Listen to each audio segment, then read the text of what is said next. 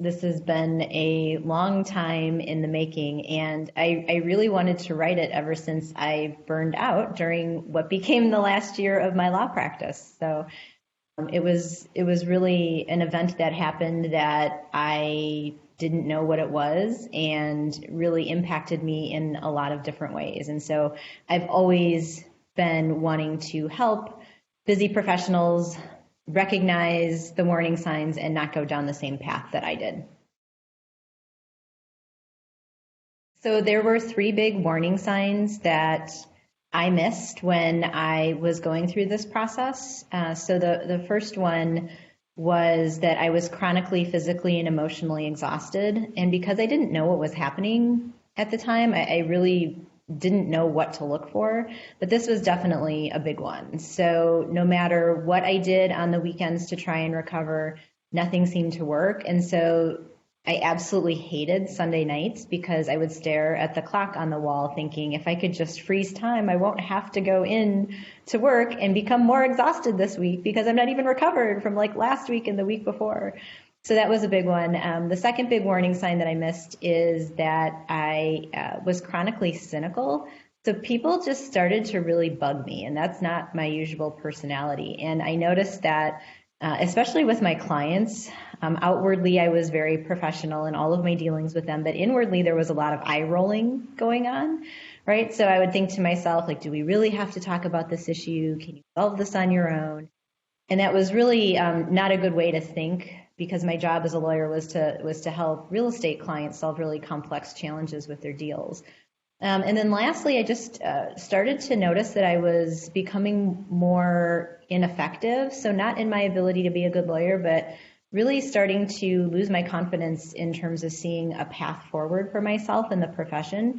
And that led to a lot of why bother, who cares? Like, why am I doing this? Am I really making an impact? And again, with my clients, was like, you're not going to listen to my advice. So, why bother? Who cares? And what's interesting is that once I finally got out of my law practice and started to research burnout, those three big warning signs that I missed are actually the three main symptoms of burnout. So as soon as I realized that, I understood more about what was going on, and then just really felt called to help other busy professionals in some way not have to go through the same process, because my burnout lasted almost a year, and it progressed to a really bad place. So I was getting panic attacks on almost a daily basis, and I was in the emergency room twice because I had stomach aches that were so bad from the stress that I couldn't actually stand up. And so I realized at that point that some big changes had to happen, and I just really don't want people to even get anywhere near that point. And so being able to help people just understand a little bit more about what burnout is and give them some tools to help, and then also, start talking to leaders and organizations so that culturally we can look at, what cultural factors at work are causing this problem. That's another part as well. So what was interesting to me when I first started down this path is that I placed a lot of blame on myself. I thought to myself, wow, like I had missed some sort of stress management strategy. There was something kind of about my wiring, or something must have been missing with my personality that caused me to burn out. And so I really started looking at the issue through very much an individual lens. And as I dug into the research and as I continued to talk to more and more people who had experienced burnout, I started to understand that it's really a systemic issue. So yes, there are ways that individuals can get better at managing their stress, and that can move the needle a little bit. But it's really more of a complex issue that also involves how you interact with your leaders and the style of leadership that leaders in your organization bring. And then also just, globally from an organizational level, different factors that are going on that can give rise to burnout being more likely in an organization. Where can we focus in this, kind of continuum, this workplace continuum to help move the needle forward? And that's how I identified teams. Teams are really little mini systems. They're little mini cultures that exist within the larger workplace organization, and they're much more malleable.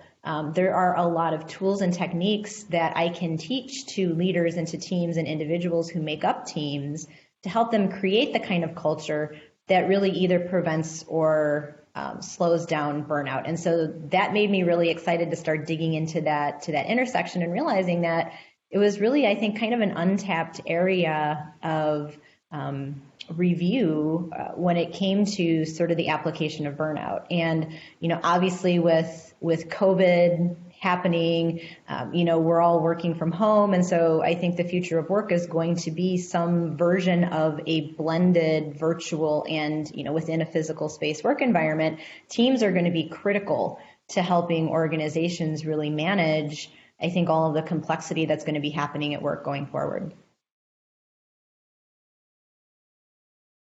So the primed model was really the result of me just looking at dozens, if not hundreds, of research studies looking at if we're going to talk about helping teams sort of build the positive cultures that they need to slow down burnout, what are the ingredients that teams really have to focus on in order to make that happen, to build resilience, to build thriving, to build this sense of well-being and positive culture that we know can either slow down or reverse burnout. And so primed is the acronym that I created from reviewing that research and just talking with all of the teams that I've worked with. So the P is psychological safety and psychological needs. So the P is really the foundation of building resilient and thriving teams. And so teams have to be able to develop trust. So that's the psychological safety, trust at the team level. And then psychological needs are autonomy, belonging, and competence. So we all need to feel as though we have some sort of say or control over our day and over our work. We need to feel like we are part of a team or part of a group that matters to us, that we feel like we belong, and that we feel like we're supported.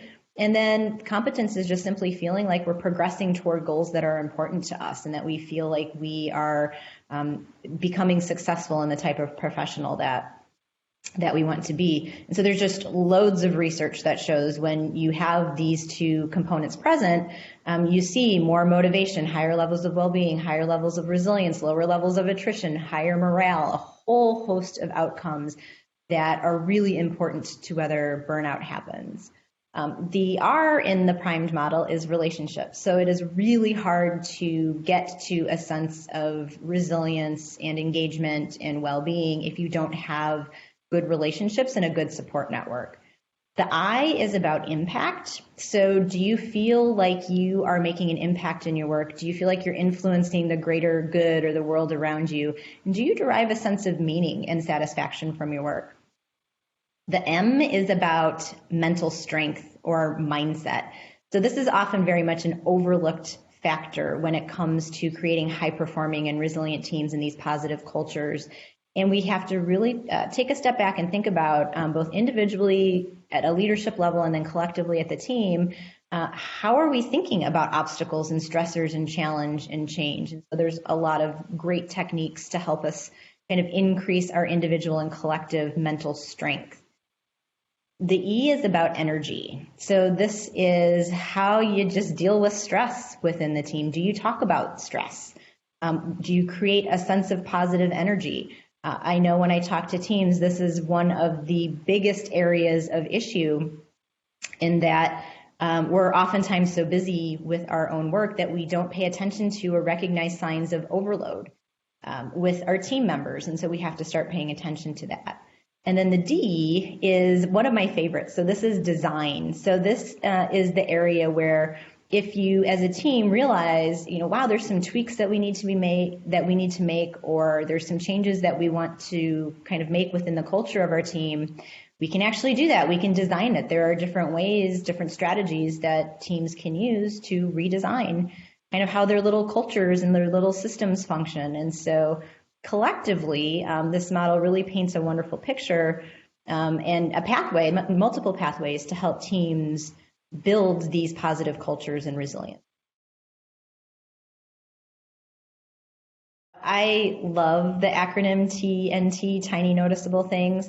And one of the things that I realized early on, if I was going to be talking to leaders or teams or anybody within an organization, just given how busy everybody is and the complexity and the globalization and just the fast-pacedness of work these days, I had to really make the techniques and the tools really user-friendly. And so I think of them as TNTs, or tiny noticeable things, meaning that they're really small. You might even think of them as like, wow, this is super simple. I didn't realize it would have such a tremendous outcome. But these are just small strategies that individuals, leaders, and teams themselves can start to deploy that really lead to big downstream outcomes when it comes to building well-being and positive cultures and resilience. So one very basic example is just saying thank you more.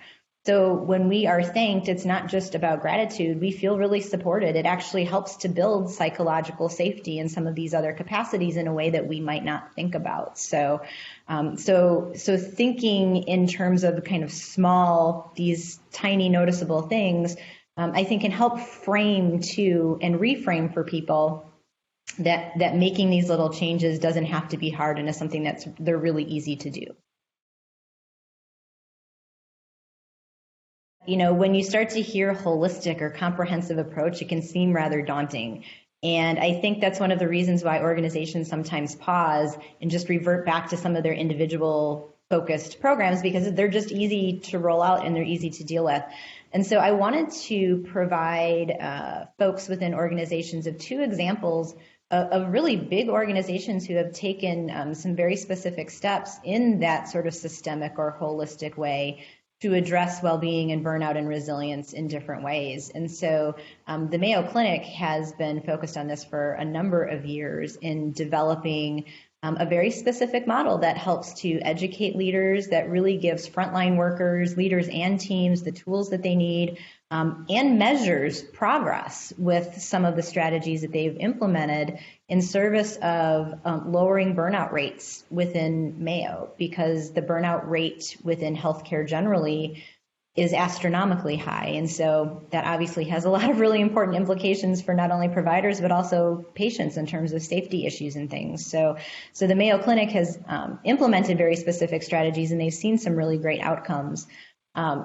Also, and kind of taking a little bit of a different approach, was the United States Army. And so this was actually a program that I had the great privilege to be part of working in. But this was really, General Casey at the time taking a look at the overall mental health of the troops and saying, wow, we really need to up our game and prioritize mental health in the same way that we have always prioritized physical health. And so General Casey called up the folks at the University of Pennsylvania and said, hey, could you create a resilience training program for us, not just to educate our senior leaders, our senior non-commissioned officers and officers about this topic, but let's take it a step further so that they can be trained to actually teach these strategies to their lower ranking soldiers back in their units. And so they wanted to really carry that forward. So it wasn't just educating, it was also then let's teach these people how to teach other people these skills and strategies. And so the program was very successful. Collectively, as a training team, over about 5 or 6 years, we trained about 40,000 soldiers in these skills. And the program, I think, is now housed in a little bit of a different way within the Army, but is still an ongoing training that happens. I helped to pilot a program to give these skills and tools to spouses of the soldiers, which was a really, really meaningful extension of the program. And I believe now there may even be courses for teens. So they're trying to address, these skills from the perspective of kids of the soldiers. And then also there are briefings at the executive level, at the highest of levels, so that leaders especially really continue to understand the importance of these strategies and tools. So while both of these efforts, certainly have taken some time and, you have to be very intentional, they've both noticed, tremendous success from their efforts. It's been quite a unique challenge and very interesting to be writing a book about burnout in the middle of a pandemic. I mean, as you mentioned, when I first started writing the book, this was not on our radar, and I don't think anyone really saw this happening. And so to see kind of, how the stress impacted people kind of in the early stages compared to how people are really feeling right now that we're just about a year into the pandemic, I think people are really just experiencing not only a lot of stress, but there's so much uncertainty and anxiety and ambiguity still around the situation. And so I have already seen certainly, elevated, just anecdotally elevated, for sure, levels of exhaustion with people. This chronic physical and emotional exhaustion is starting to set in. But I think we have to, caution ourselves and say there's also a lot we don't know in terms of how this is going to manifest with burnout rates. So in my book, I include burnout rates for a whole host of different professions, but they were all pre-COVID. So we have that data kind of going into the pandemic, but I think we're going to need some good research studies and to really, take an empirical look at, supporting some of the anecdotal evidence that we see about, increased levels of burnout. So I can say pretty confidently, I don't think burnout is going to be lower than it was pre-pandemic. I think we're definitely looking at least rates at the same, if not higher levels. But we want to make sure that we collect data on that to support that. I really think that the big sort of message is kind of the aha that I had as I was, learning about burnout and kind of, educating myself about what this is.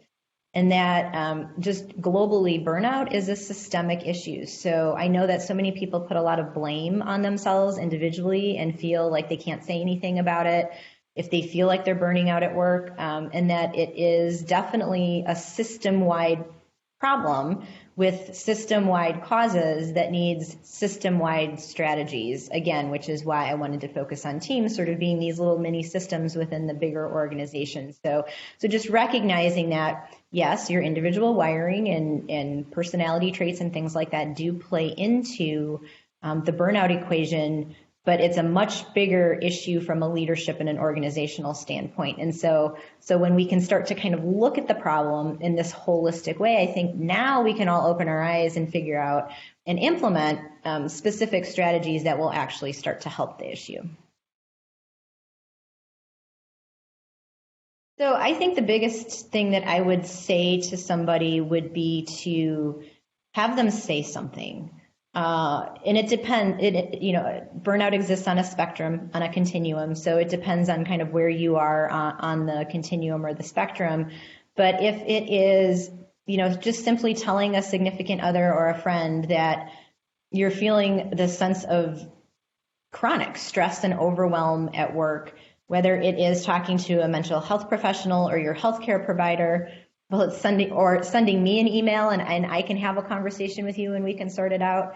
Whether it's talking to a trusted colleague or a leader at work. And simply, I think it's also, we got to get better at looking out for each other, especially in this virtual environment. We're all living in a very different, in a weird way than we're designed to live as human beings. And so the impact is hitting people differently depending on their unique situations. And I think that just saying something and taking 5 minutes to reach out to a colleague or everyone on your team to just check in and say, hey, how you doing? This has nothing to do with business. I'm just really interested in hearing how you're doing and just making sure, and not doing that like once every 9 months, but really making that a regular habit, I think is something that is really, really important. And I give a specific strategy in the book to help folks actually craft that type of conversation if they want to have it. But I know I would have appreciated somebody taking an interest back when I was burning out, just checking in with me to see how I was doing. And it's one of the most consistent things I hear either in the workshops that I teach or with the people who I talk to one-on-one, that they either wish somebody had said something to them, or they feel okay, but they're concerned about somebody else and they want to have that conversation. So I think that, those conversations can sometimes maybe feel a little uncomfortable, but I think just given the state of the world, we have to push through that discomfort a little bit and put ourselves out there and have the conversation. Because I really think, especially again in this unique time, it can have a really profound effect on how somebody is just dealing with the world right now. So that would be my biggest piece of advice and takeaway.